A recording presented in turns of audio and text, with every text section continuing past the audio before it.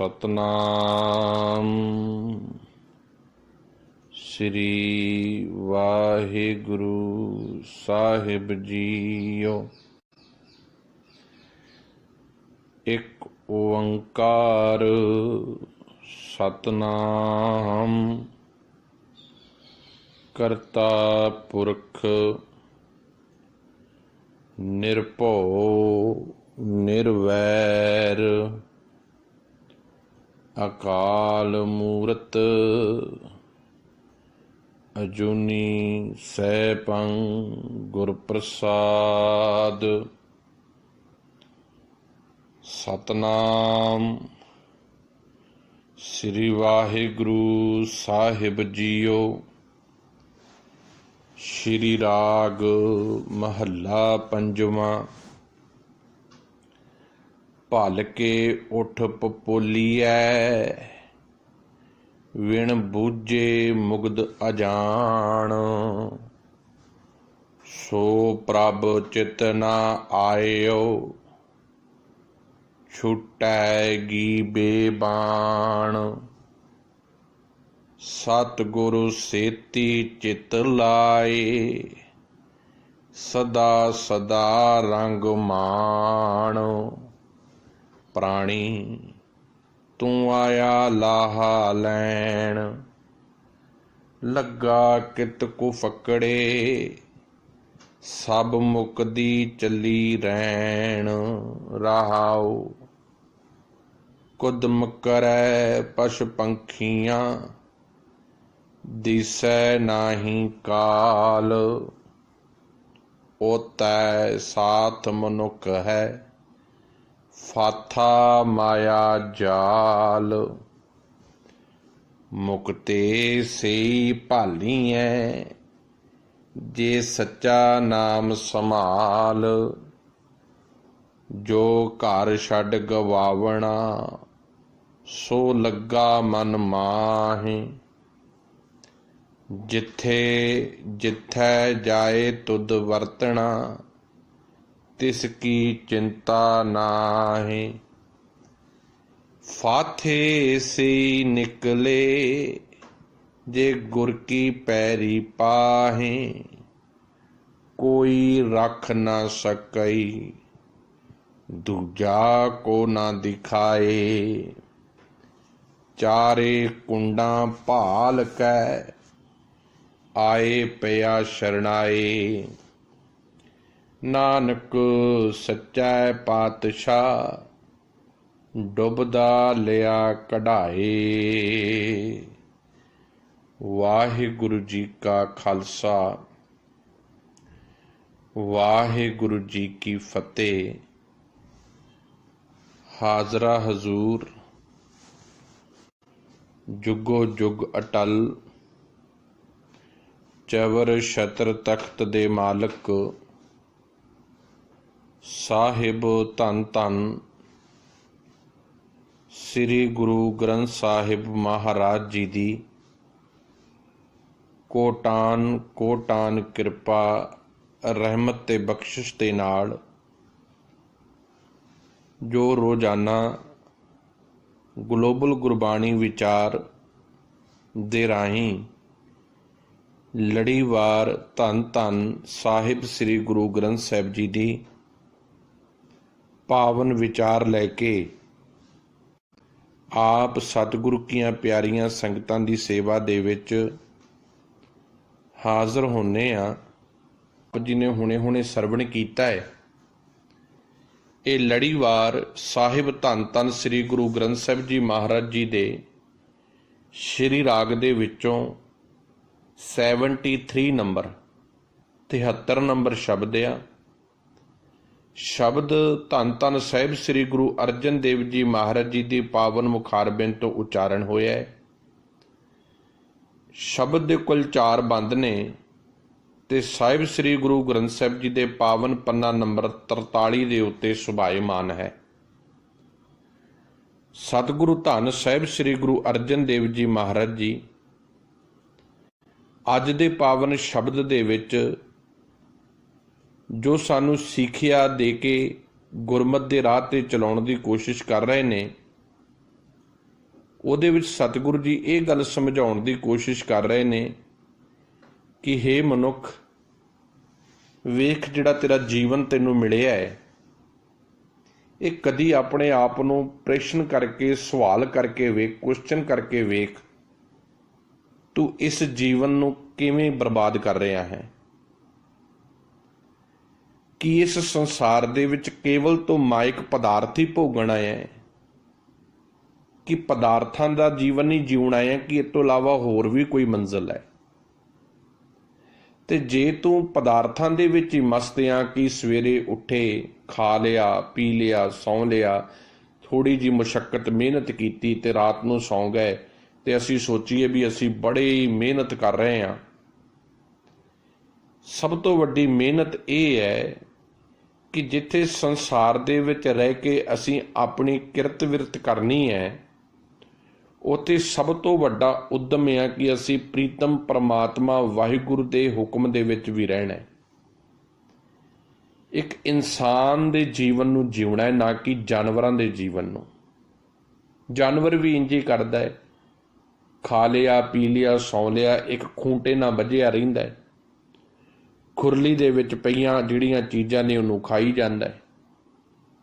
ਉਹ ਕਦੀ ਵੀ ਆਜ਼ਾਦੀ ਬਾਰੇ ਨਹੀਂ ਸੋਚ ਸਕਦਾ, ਕਿਉਂਕਿ ਗੁਲਾਮ ਰਹਿਣਾ ਉਹਨੂੰ ਪਸੰਦ ਆ। ਉਹਨੂੰ ਪਤਾ ਹੈ ਕਿ ਇੱਥੇ ਬੈਠਿਆਂ ਮੈਨੂੰ ਰੋਟੀ ਮਿਲ ਜਾਣੀ ਹੈ, ਇੱਥੇ ਬੈਠਿਆਂ ਮੈਨੂੰ ਭੋਜਨ ਮਿਲ ਜਾਣਾ। ਤੇ ਜੇ ਅਸੀਂ ਵੀ ਮਨੁੱਖਤਾ ਦਾ ਜੀਵਨ ਪ੍ਰਾਪਤ ਕਰਕੇ ਤੇ ਜਾਨਵਰਾਂ ਵਾਲਾ ਹੀ ਜੀਵਨ ਜੀਉ ਰਹੇ ਹਾਂ, ਫਿਰ ਸਤਿਗੁਰੂ ਕਹਿੰਦੇ ਤੇਰੇ ਵਿੱਚ ਤੇ ਜਾਨਵਰ ਦੇ ਵਿੱਚ ਕੋਈ ਜ਼ਿਆਦਾ ਫਰਕ ਨਹੀਂ। ਜਿਹੜਾ ਤੇਰਾ ਜੀਵਨ ਆ ਨਾ, ਉਹ ਤੈਨੂੰ ਦੇਵਤਿਆਂ ਵਰਗਾ ਜੀਵਨ ਦਿੱਤਾ ਹੈ, ਪਰਮਾਤਮਾ ਵਰਗਾ ਜੀਵਨ ਮੇਰੇ ਪਾਤਸ਼ਾਹ ਕਹਿੰਦੇ ਤੈਨੂੰ ਜਿਉਣ ਦੀ ਗੱਲ ਕਹੀ ਹੈ। ਇਸੇ ਕਰਕੇ ਸਤਿਗੁਰੂ ਜੀ ਨੇ ਬਾਰ-ਬਾਰ ਸਾਡੇ ਜ਼ਿਹਨ ਦੇ ਵਿੱਚ, ਸਾਡੇ ਚਿੰਤਨ ਦੇ ਵਿੱਚ, ਸਾਡੇ ਸੁਭਾਅ ਦੇ ਵਿੱਚ ਇਹ ਗੱਲ ਪਾਉਣ ਦੀ ਕੋਸ਼ਿਸ਼ ਕੀਤੀ ਹੈ ਕਿ ਦੇਖ ਇਹ ਮਨੁੱਖ, ਮੈਂ ਚਾਹੁੰਦਾ ਕਿ ਤੂੰ ਆਜ਼ਾਦੀ ਦਾ ਜੀਵਨ ਜੀਵੇਂ, ਤੇਰੀ ਸੋਚ ਆਜ਼ਾਦ ਹੋਵੇ, ਤੈਨੂੰ ਕਿਸੇ ਦੀ ਗੁਲਾਮੀ ਕਰਨ ਦੀ ਕੋਈ ਵੀ ਲੋੜ ਨਹੀਂ ਹੈ, ਕਿਸੇ ਦੀ ਚਾਕਰੀ ਕਰਨ ਦੀ ਤੈਨੂੰ ਕੋਈ ਲੋੜ ਨਹੀਂ ਹੈ, ਇਸ ਸੰਸਾਰੀ ਲੋਕਾਂ ਨੂੰ ਖੁਸ਼ ਕਰਨ ਦੀ ਕੋਈ ਲੋੜ ਨਹੀਂ ਹੈ। ਸੱਚ ਦੇ ਰਸਤੇ ਤੇ ਤੁਰ, ਪ੍ਰੀਤਮ ਪਰਮਾਤਮਾ ਦੇ ਹੁਕਮ ਦੀ ਪਹਿਚਾਣ ਕਰਦਿਆਂ ਹੋਇਆਂ, ਆਪਣੇ ਮਨੁੱਖਤਾ ਤੇ ਇਨਸਾਨੀਅਤ ਜੀਵਨ ਦੀ ਕਦਰ ਕਰਦਿਆਂ ਹੋਇਆਂ, ਇਸ ਕੁਦਰਤ ਨੂੰ ਸਮਝਦਿਆਂ ਹੋਇਆਂ ਕਾਦਰ ਦੇ ਨਾਲ, ਪਰਮਾਤਮਾ ਦੇ ਨਾਲ ਆਪਣਾ ਰਿਸ਼ਤਾ ਜੋੜ। ਸੋ ਸਤਿਗੁਰੂ ਜੀ ਨੇ ਅੱਜ ਦੇ ਜਿਹੜਾ ਪਾਵਨ ਸ਼ਬਦ ਆ ਸ਼੍ਰੀ ਰਾਗ ਦਾ, ਧੰਨ ਸਾਹਿਬ ਸ੍ਰੀ ਗੁਰੂ ਅਰਜਨ ਦੇਵ ਜੀ ਨੇ ਇਹੀ ਕਥਾ ਅੱਜ ਦੇ ਪਾਵਨ ਸ਼ਬਦ ਵਿੱਚ ਸਮਝਾਉਣ ਦੀ ਕੋਸ਼ਿਸ਼ ਕੀਤੀ ਹੈ। ਸ਼ਬਦ ਦੇ ਕੁੱਲ 4 ਬੰਦ ਨੇ, ਇੱਕ ਬੰਦ ਰਹਾਉ ਦਾ ਹੈ। ਆਓ ਅੱਜ ਦੇ ਪਾਵਨ ਸ਼ਬਦ ਨਾਲ ਜੁੜੀਏ। ਆਪ ਸਾਰਿਆਂ ਗੁਰੂ ਕੀਆਂ ਪਿਆਰਿਆਂ ਸਿੱਖਾਂ, ਪਿਆਰਿਆਂ ਸਤ ਸੰਗੀਆਂ ਨੂੰ ਹੱਥ ਜੋੜ ਕੇ ਜੀ ਆਇਆਂ ਕਰਦਿਆਂ ਹੋਇਆਂ ਇੱਕ ਵਾਰ ਫਿਰ ਆਓ ਫਤਿਹ ਦੀ ਸਾਂਝ ਕਰੀਏ ਜੀ। ਵਾਹਿਗੁਰੂ ਜੀ ਕਾ ਖਾਲਸਾ, ਵਾਹਿਗੁਰੂ ਜੀ ਕੀ ਫਤਿਹ। ਸਤਿਗੁਰੂ ਜੀ ਪਾਵਨ ਸ਼ਬਦ ਦੇ ਅੱਜ ਦੇ ਰਹਾਉ ਦੇ ਬੰਦ ਵਿੱਚ ਕਿਰਪਾ ਕਰ ਰਹੇ ਨੇ। ਪ੍ਰਾਣੀ ਤੂੰ ਆਇਆ ਲਾਹਾ ਲੈਣ, ਲੱਗਾ ਕਿਤ ਕੋ ਫਕੜੇ, ਸਭ ਮੁਕਦੀ ਚੱਲੀ ਰਹਿਣ। ਰਹਾਉ। ਪ੍ਰਾਣੀ ਦਾ ਅਰਥ ਆ ਪ੍ਰਾਣਾਂ ਦਾ ਮਾਲਕ ਇਨਸਾਨ, ਜਿਹਦੇ ਵਿੱਚ ਸਵਾਸ ਚੱਲ ਰਹੇ ਨੇ, ਜਿਹਦੇ ਵਿੱਚ ਜੋ ਬਰੀਥਿੰਗ ਲੈਂਦਾ ਹੈ, ਤੋ ਪ੍ਰਾਣ ਜਿਹਦੇ ਵਿੱਚ ਚੱਲਦੇ ਨੇ ਉਹਨੂੰ ਕਿਹਾ ਪ੍ਰਾਣੀ। ਹੇ ਪ੍ਰਾਣੀ, ਹੇ ਪ੍ਰਾਣਾਂ ਦੇ ਮਾਲਕ, ਹੇ ਪ੍ਰਮਾਤਮਾ ਦੇ ਘਰ ਤੋਂ ਆਏ ਇਨਸਾਨ, ਤੂੰ ਇਸ ਸੰਸਾਰ ਦੇ ਵਿੱਚ ਕੀ ਕਰਨ ਆਇਆ ਹੈ? ਤੂੰ ਆਇਆ ਲਾਹਾ ਲੈਣ, ਲਾਹਾ ਲੈਣ ਵਾਸਤੇ ਆਇਆ ਹੈ, ਜਿਹਨੂੰ ਆਪਾਂ ਪ੍ਰੋਫਿਟ ਕਹਿੰਦੇ ਆ, ਮੁਨਾਫਾ ਕਹਿੰਦੇ ਆ।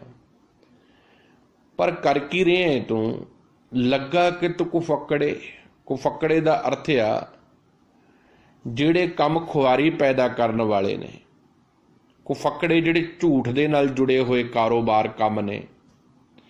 ਤੂੰ ਆਹ ਕਿਹੜੇ ਝੂਠ ਦੇ ਕਾਰੋਬਾਰਾਂ ਦੇ ਵਿੱਚ ਲੱਗ ਗਿਆ ਹੈ? ਸਭ ਮੁੱਕਦੀ ਚੱਲੀ ਰਹਿਣ। ਰਹਿਣ ਦਾ ਅਰਥ ਹੈ ਜ਼ਿੰਦਗੀ ਰੂਪੀ ਰਾਤ, ਉਮਰ ਰੂਪੀ ਰਾਤ। ਵੇਖ ਤੇਰੀ ਜ਼ਿੰਦਗੀ ਰੂਪੀ ਰਾਤ ਲੰਘਦੀ ਜਾ ਰਹੀ ਹੈ, ਤੂੰ ਹਜੇ ਵੀ ਸੰਭਲਦਾ ਨਹੀਂ, ਸੁਚੇਤ ਨਹੀਂ ਹੈ, ਤਾਂ ਸਤਿਗੁਰੂ ਕਹਿੰਦੇ ਮੈਂ ਡਿਊਟੀ ਨਿਭਾ ਰਿਹਾ ਤੈਨੂੰ ਜਗਾਉਣ ਦੀ, ਤੈਨੂੰ ਸੁਚੇਤ ਕਰਨ ਦੀ, ਤੈਨੂੰ ਇਹ ਸਮਝਾਉਣ ਦੀ, ਤੂੰ ਖੱਟਣ ਆਇਆ ਹੈ। ਕਹਿੰਦੇ ਜਿਵੇਂ ਇੱਕ ਬਾਪ ਦੇ 2 ਪੁੱਤਰ ਸਨ ਤੇ ਬਾਪ ਨੇ ਇਹ ਸੋਚਿਆ ਕਿ ਵੀ ਕਿਸ ਪੁੱਤਰ ਨੂੰ ਜ਼ਿੰਮੇਵਾਰੀ ਦਿੱਤੀ ਜਾਵੇ ਸਾਰੇ ਕਾਰੋਬਾਰ ਦੀ, ਤੇ ਸਿਆਣਾ ਲਾਗੇ ਬੈਠਾ ਵਜ਼ੀਰ ਕਹਿੰਦਾ ਹੈ, ਕਹਿੰਦੇ ਰਾਜਨ ਇਵੇਂ ਕਰ, ਜਿਹੜਾ ਬੱਚਾ ਕਾਰੋਬਾਰ ਵਧੀਆ ਕਰਕੇ ਆਵੇ ਤੇ ਵਾਪਸ ਆ ਜਾਵੇ ਉਹਨੂੰ ਰਾਜ ਭਾਗ ਦੇ ਦੇ। ਕਹਿੰਦੇ ਠੀਕ ਆ। ਦੋਵੇਂ ਪੁੱਤਰਾਂ ਨੂੰ ਸੌਦਾ ਦੇ ਦਿੱਤਾ ਤੇ ਉਹਨਾਂ ਨੂੰ ਕਿਹਾ ਜਾਓ ਜਾ ਕੇ ਤੁਸੀਂ ਇੰਜ ਕਰੋ, ਇਹ ਵੇਚ ਕੇ ਆਉਣਾ ਤੇ ਇਹ ਤੋਂ ਮੁਨਾਫਾ ਖੱਟ ਕੇ ਆਉਣਾ। ਤੇ ਉਹਨਾਂ ਨੂੰ ਨਗਰ ਦੱਸ ਦਿੱਤਾ ਕਿਸ ਨਗਰ ਵਿੱਚ ਤੁਸੀਂ ਜਾਣਾ ਹੈ। ਹੁਣ ਉਹ ਦੋਵੇਂ ਪੁੱਤਰ ਨਗਰ ਦੇ ਵਿੱਚ ਆਏ। ਹੁਣ ਇੱਕ ਨੇ ਉੱਥੋਂ ਦੀਆਂ ਰੰਗ ਰਲੀਆਂ ਵੇਖੀਆਂ, ਕਿਉਂਕਿ ਅੱਜ ਤੱਕ ਪਿਤਾ ਦੇ ਕੰਟਰੋਲ ਵਿੱਚ ਸੀ, ਹੁਣ ਬਾਹਰ ਆਇਆ ਹੈ। ਹੁਣ ਲੋਕੀ ਸ਼ਾਹੂਕਾਰ ਦਾ ਪੁੱਤ ਕਹਿ ਕੇ ਨਮਸਕਾਰ ਕਰਦੇ ਨੇ। ਹੁਣ ਉਹਦੇ ਨਾਲ ਹੌਲੀ ਹੌਲੀ ਆਹੰਗ ਪੈਦਾ ਹੋਣ ਲੱਗ ਪਿਆ। ਗੱਲ ਕੀ ਆਪਣੇ ਆਪ ਦੀ ਵੱਖਰੀ ਹੋਂਦ ਬਣਾ ਕੇ ਬਹਿ ਗਿਆ। ਸੰਗਤ ਉਹਨਾਂ ਲੋਕਾਂ ਦੀ ਮਿਲ ਗਈ ਜਿਹੜੇ ਕਹਿਣ ਲੱਗੇ ਤੇਰੇ ਬਿਨਾਂ ਤੇ ਤੇਰੇ ਬਾਪ ਦਾ ਕੁਝ ਹੋ ਹੀ ਨਹੀਂ ਸਕਦਾ, ਤੂੰ ਹੀ ਆ ਸਭ ਕੁਝ। ਕੀ ਕਰਨਾ ਤੂੰ ਵਾਪਸ ਉੱਥੇ ਜਾ ਕੇ, ਕਿਉਂ ਨਹੀਂ ਇੱਥੇ ਰਹਿੰਦਾ। ਹੁਣ ਉੱਥੋਂ ਦੀਆਂ ਮੌਜ ਮਾਣੀਆਂ, ਉੱਥੋਂ ਦੀਆਂ ਰਾਸ ਲੀਲਾਵਾਂ ਉਹਨੂੰ ਜਿਹੜੀਆਂ ਭਰਮਾਉਣ ਲੱਗੀਆਂ ਤੇ ਉੱਥੇ ਹੀ ਰਹਿ ਗਿਆ। ਇੱਕ ਸੀ ਜਿਹਦੀ ਜ਼ਿੰਦਗੀ 'ਚ ਇਹੀ ਸੀ ਕਿ ਮੇਰੇ ਬਾਪ ਨੇ ਮੈਨੂੰ ਸੌਦਾ ਵਿਹਾਜਣ ਲਈ ਭੇਜਿਆ। ਹੁਣ ਉਹਦਾ ਕਰਮ ਇਹ ਸੀ ਕਿ ਮੈਂ ਚੰਗੀ ਤੋਂ ਚੰਗਾ ਪ੍ਰੋਫਿਟ ਪਾਵਾਂ, ਲਾਭ ਕਰਾਂ, ਸੌਦਾ ਇਕੱਠਾ ਕਰਾਂ, ਜਿਹੜਾ ਲੈ ਕੇ ਜਾਣਾ ਹੈ ਤੇ ਜਿਹੜਾ ਵੇਚਣਾ ਉਹਨੂੰ ਵੇਚਾਂ।